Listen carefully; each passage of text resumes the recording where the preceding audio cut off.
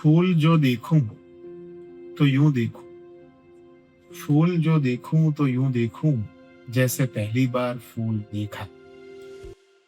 મને એવું લાગે છે કે માણસને બહુ બધું મળ્યું છે, પણ એમાંથી સૌથી મહાન, સૌથી જોરદાર કંઈક મળ્યું હોય તો એ છે ને એની નજર છે, એ છે ને ક્યુરિયોસિટી.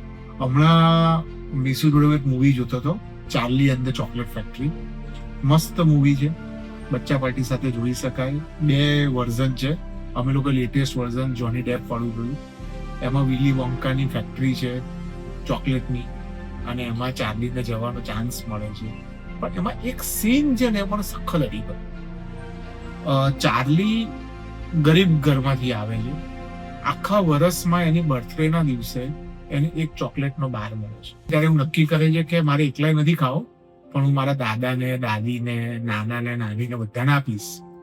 અને એની નાનીને જ્યારે ચોકલેટના બારનો એક ટુકડો આપે છે, ત્યારે એ ચોકલેટને જોવે છે, સૂંઘે છે, અને પછી એને ટેસ્ટ કરે.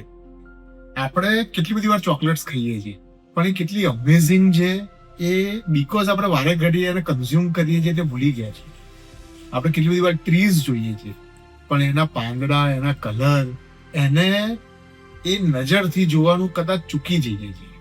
સનસેટ, આખું કેનવાસ રંગાઈ છે, અને એ રંગોને એટલી જ ક્યુરિયોસિટી સાથે અને એ નજર સાથે જો આપણે જોઈ શકીએ તો બધું જે ટેકન ફોર ગ્રાન્ટેડ લીધું છે ને એ એટલું બધું અમેઝિંગ છે કે દર મિનિટે, દર કલાકે, દર દિવસે આપણને એવું લાગે કે આપણને શું જિંદગી મળી છે.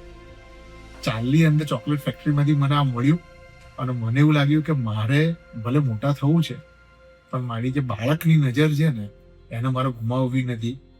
મારે દરેક વસ્તુને, દરેક આર્ટને, કુદરતના દરેક રંગને એવી રીતે જોવા છે જાણે હું એને પહેલી વાર જોઉં.